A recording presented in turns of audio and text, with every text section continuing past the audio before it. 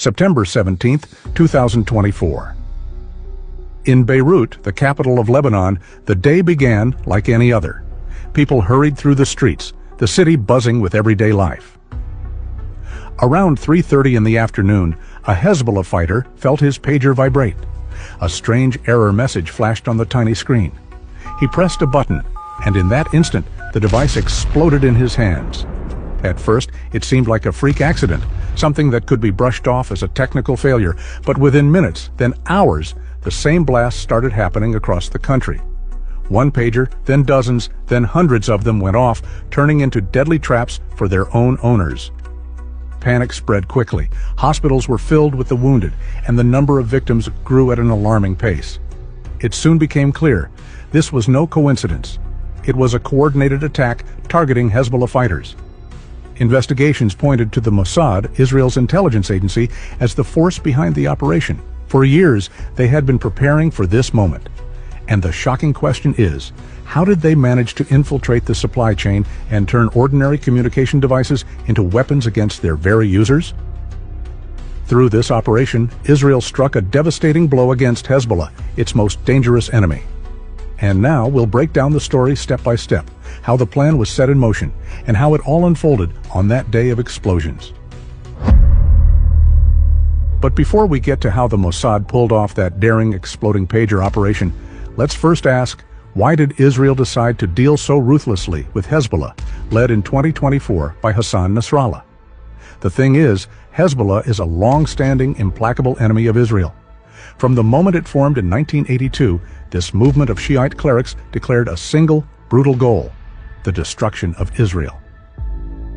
Their leaders talked openly about wiping the country off the map and forcing any survivors to go back to Germany or wherever they came from. That, in the radicals' view, was what Free Palestine meant. But Hezbollah was not just a band of fanatics. It had a state sponsor: Iran. According to U.S. estimates, Iran poured as much as $700 million a year into the group. Syria also provided money and weapons. With that backing, Hezbollah became a parallel state inside Lebanon, members in parliament, its own TV channel, Al-Manar, schools, hospitals, and most importantly, a powerful armed wing. By 2024, estimates put Hezbollah's fighters at around 100,000, more than the regular Lebanese army. Faced with an enemy like that, Israel saw little room for negotiation. Plans to neutralize Hezbollah and its leaders were being developed in Mossad headquarters for decades. Today, this organization is recognized as a terrorist in many countries around the world. Tensions exploded after Hamas's attack on Israel on October 7, 2023. The very next day, Hezbollah opened a second front, firing from Lebanese territory. Over the following year, they launched roughly 1,900 rockets at Israel. The country's north lived under constant threat. Dozens of towns and villages were evacuated, and more than 60,000 people left their homes. Hezbollah targeted civilian neighborhoods, infrastructure, and military sites. Israel found itself fighting Hamas in Gaza, while also fending off sustained attacks from the north. And so, nearly a year later, in September 2024, Mossad carried out one of its boldest missions. The main goal was to decapitate and cripple one of Israel's most dangerous foes. But the big question remains: how did they manage to plant explosives directly into pagers and make the fighters carry those devices in their own pockets? Today, many people have forgotten what a pager even is. In the 90s, it was a small pocket receiver for short messages. It didn't make calls or record video. It only received. Somewhere in a control center, an operator typed a short text, the system sent it over the radio, and in your pocket, you felt a beep or a buzz and saw a tiny screen with a few lines. Sometimes it was just a phone number to call back, sometimes a short phrase or a code. The link was one way: no microphone, no camera, no GPS. That had advantages: almost nothing to leak, batteries lasted for weeks, the device was cheap and simple, and it worked where phones often didn't. It's no coincidence that pagers are still popular in hospitals. Now, about Hezbollah. After October 7, 2023, Hassan Nasrallah pushed for total secrecy. A smartphone, he argued, is a mole in your pocket. Geolocation, metadata, messengers, cloud backups, All of that can be intercepted, analyzed, and used to target strikes or raid teams. In February 2024, he publicly ordered, "No phones. Turn them off, bury them, lock them away." That was the message. The ban applied not only to fighters, but to their families. Fewer screens, fewer digital traces. What replaced phones? A return to the old tech, pagers and simple radios. The idea was clear. If a device only receives, it's harder to track. If the network is simple, it's harder to hack. If the battery lasts a month, you don't have to risk going out to charge it. These devices don't run the internet, and they don't expose you to constant notifications or apps. It seemed like the perfect low-tech tool for an underground group. Quiet, reliable, cheap. That's why, by spring 2024, pagers were spreading through the organization. Short codes, group broadcasts, minimal digital noise. The logic looked sound. Remove smartphones, remove the biggest vulnerability. Only one weak point remained, the belief that simple equals safe. As later events showed, that confidence turned out to be the trap. The pager attack in September 2024 was no improvisation. It was the result of years of work that began a decade earlier. We only learned about that preparation recently. In an interview on the program 60 Minutes, two former Mossad officers agreed to reveal parts of the story. Their faces were masked and their voices altered, and even so, it was a bombshell. For the first time, people directly involved pulled back the curtain. One of them, identified on air as Michael, said it didn't start with pagers at all. The first test was radios. Seemingly ordinary tactical radios that Hezbollah fighters had used for years, but inside the battery pack, Israeli engineers hid small explosive charges. The radio, in other words, became a weapon, outwardly harmless, deadly at the right moment. Israeli agents managed to infiltrate the supply chain so well that Hezbollah itself bought more than 16,000 of those devices. Years went by, and the devices sat dormant. Israel waited for the right moment, tested the systems, refined the technique, and watched how the enemy grew comfortable with the gifted communications. It was a long phase, nearly a decade of preparation. Later, it became clear that the battlefield was changing, and radios were not always with the fighters. For regular, steady contact, militants increasingly turned to good old pagers, cheap, simple, with long battery life. That's when Mossad moved to the next phase. The goal was no longer a single device in the field, but a mass communications channel that Hezbollah used every day. So a 10-year intelligence buildup around radios became the foundation for something bolder, blowing up thousands of pagers all at once. When everything is ready, the idea sharpened, the devices tested in broad terms, the most delicate stage begins. Getting the enemy to buy exactly what you want them to buy. In this story, the key was not a single clever move, but a whole staged commercial reality. Fake companies, plausible advertising, friendly sellers, and a person who passes the product from hand to hand. All of it worked like a scene on a stage. Participants in the operation spoke about this openly in the 60 Minutes interview. One former officer, introduced as Michael, explained a simple detail. They did not know they were buying this from Israel. This was not just talk about secret channels. It was an admission that an entire network of middlemen and the appearance of legitimate deals had been created, so buyers would have no doubts. Intelligence used a shell game, shell companies that were hard to trace back to the real sponsor.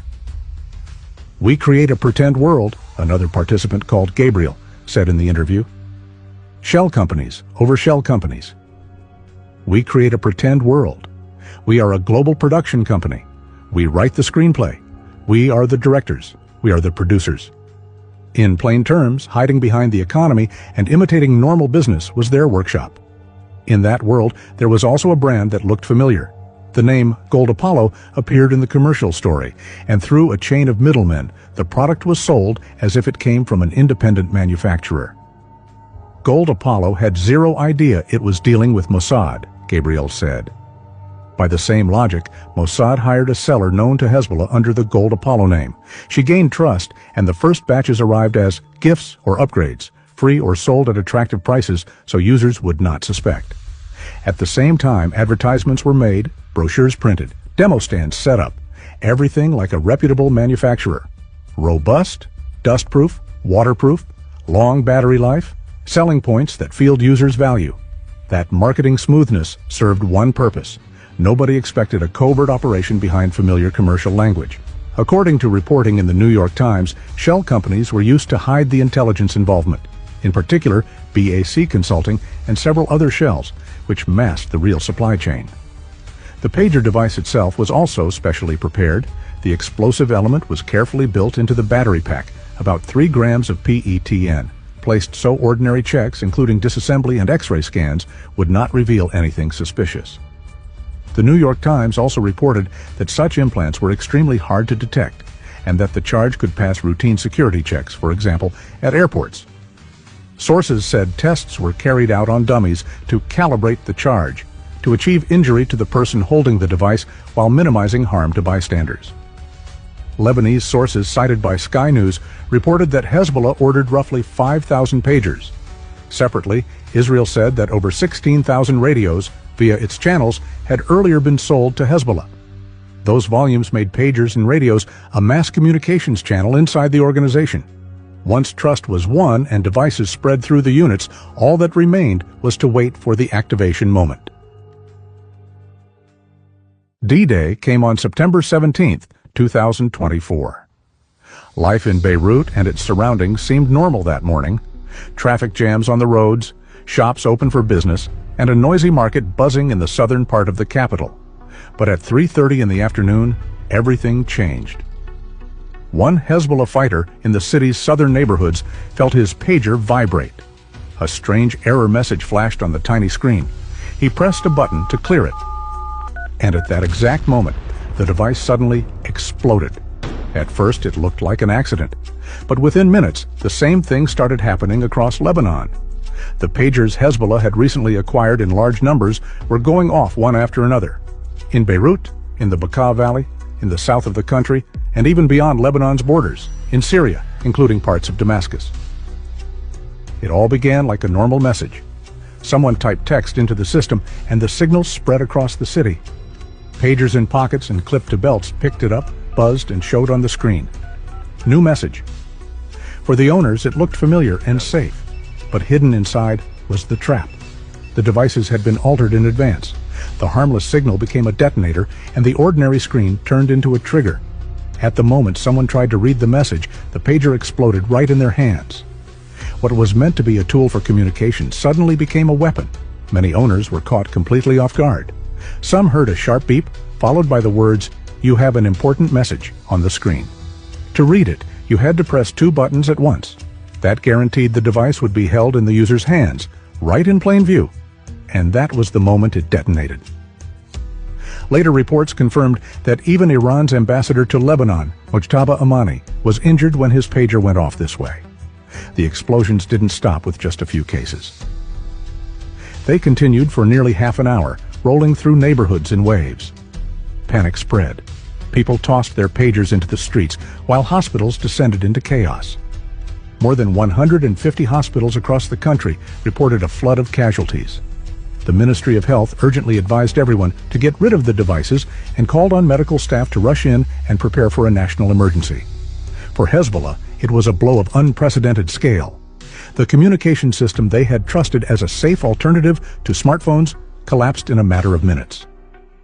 What was supposed to shield them from Israeli surveillance had turned into a weapon of destruction.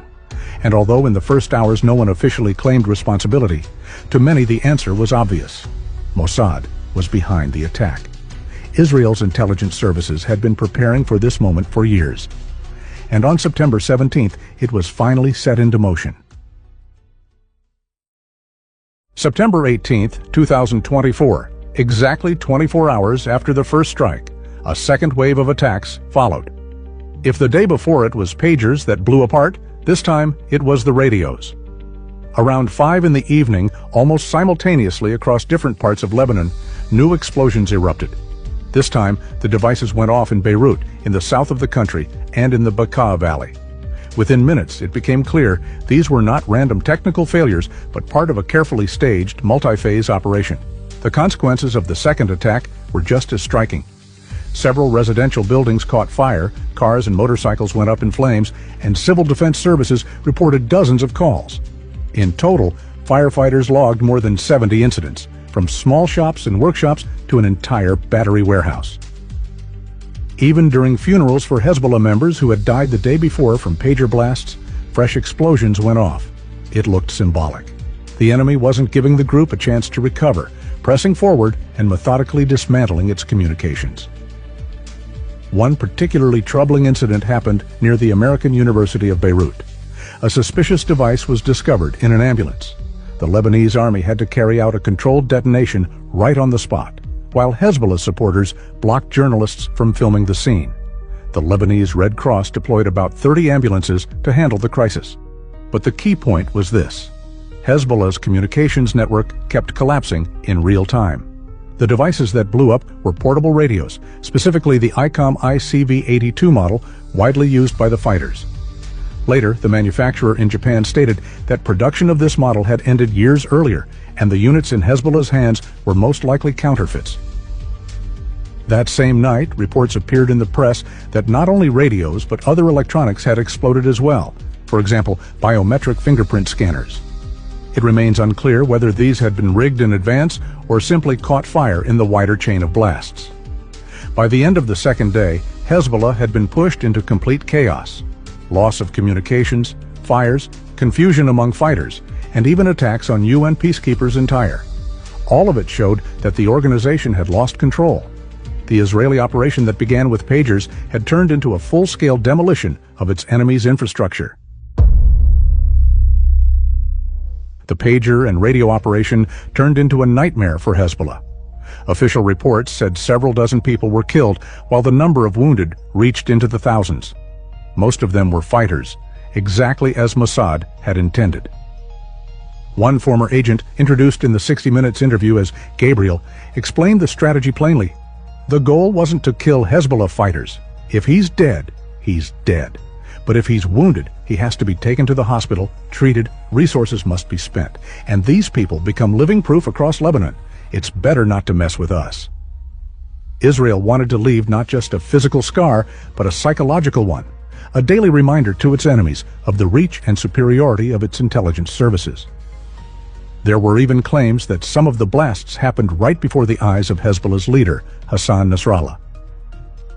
At the time, he was in a bunker with close aides when several pagers went off nearby. Rumors say Nasrallah watched as his men were knocked down by the shockwave. 2 days after the attack, Nasrallah, famous for his fiery speeches, delivered an unusually restrained and flat address. Those who heard it immediately noticed the change. If you looked into his eyes, he was already defeated, Gabriel said. His own fighters saw a broken man. That became a turning point in the war. The operation went exactly as planned. The exploding pagers hit only those holding them, while bystanders were spared. In this way, Israel carried out a precise strike against Hezbollah's fighters, crippling their communications network and shaking the organization's morale. But one part of the plan didn't go as expected. According to Turkish media, Turkey's National Intelligence Agency intercepted a second planned attack just days later. At a transfer point in Istanbul's airport, a shipment of 1,300 pagers and 700 chargers headed for Lebanon was seized. Inspectors discovered explosives and highly flammable liquids hidden inside. By stopping the cargo, they prevented a fresh wave of detonations and more potential casualties. After the wave of pager and radio explosions, the situation quickly escalated to a new level. Israel launched massive airstrikes against targets across Lebanon. The peak of the campaign came on September 27, 2024. Reports said that on that day, the Israeli Air Force struck an underground command center in the Dahiyah district and killed Hassan Nasrallah. The death of Hezbollah's leader became a turning point, after which the conflict began to move toward an end. 2 months later, both sides agreed to a ceasefire, though sporadic clashes and violations continued. Still, Hezbollah was not completely destroyed.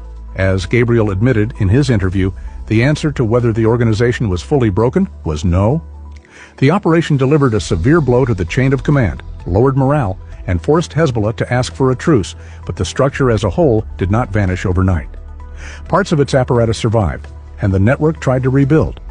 Even so, Israel achieved many of its main goals. Its greatest enemy, the terrorist organization Hezbollah, was seriously crippled. But at what cost? Around 4,000 people were injured during the attacks, and it remains unclear how many of them were actual Hezbollah members. Among the victims were likely civilians and minor affiliates, far removed from military decisions. The world remains divided. For some, this was a successful operation by Israel against a deadly enemy. For others, it was a cruel act bordering on terror. One telling moment. During his trip to the United States in February 2025, Benjamin Netanyahu gave President Donald Trump a commemorative golden pager. According to reports, Trump replied, "That was a great operation." And what do you think? Do you believe that the end justifies the means? Share your thoughts in the comments, subscribe to the channel, and don't forget to like the video. Thank you for watching.